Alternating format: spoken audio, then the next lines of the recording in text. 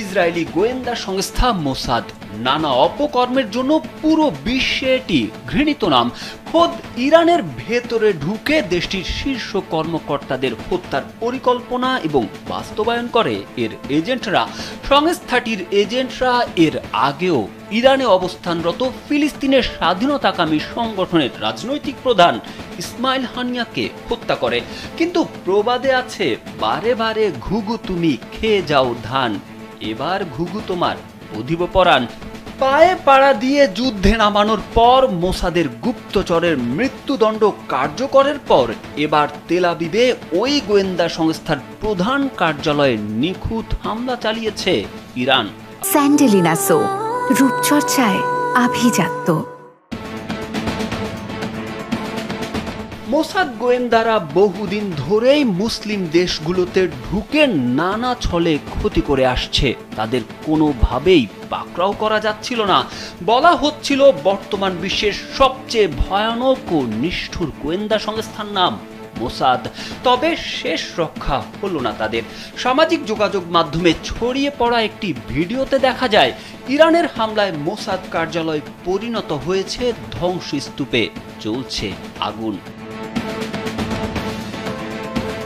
ইসরায়েলের গোয়েন্দা সংস্থা মোসাদের প্রধান কার্যালয় ও সামরিক গোয়েন্দা কেন্দ্রে ক্ষেপণাস্ত্র হামলার দাবি করেছে ইরানের বিপ্লবী গার্ড বাহিনী IRGC। বলা হচ্ছে ইসরায়েলি সেনা ঘাঁটি ও মোসাদের পরিচালনা কেন্দ্রকে নিশানা করে ক্ষেপণাস্ত্র হামলা চালানো হয়েছে। এসব ক্ষেপণাস্ত্র লক্ষ্যবস্তুতে সফলভাবে আঘাত এনেছে। ইরানের রাষ্ট্রায়ত্ত টেলিভিশনে তা সরাসরি সম্প্রচার করা হয়। এতে বলা হয়েছে, তারা তেল আবিবে অবস্থিত ইসরায়েলি বাহিনীর সামরিক গোয়েন্দা সংস্থা আমান ও সন্ত্রাসী অভিযানের পরিকল্পনাকারী সংস্থা মোসাদের ঘাঁটিতে ক্ষেপণাস্ত্র হামলা চালিয়েছে।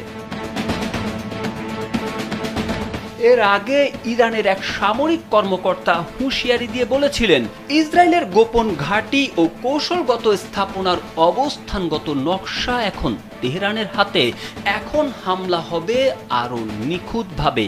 এরপরেই ইসরায়েলি গণমাধ্যমের খবরে বলা হয়, উপকূলীয় শহর হার্জলিয়ায় ক্ষেপণাস্ত্র হামলা হয়েছে। ইরান থেকে ছোড়া ওই ক্ষেপণাস্ত্র সেখানকার একটি সংবেদনশীল স্থানে আঘাত এনেছে। ইসরায়েলের সংবেদনশীল স্থান বলতে সাধারণত কোনো সামরিক বা কৌশলগত লক্ষ্যবস্তুকে বোঝানো হয়। তারেক আহমেদ, কালবেলা।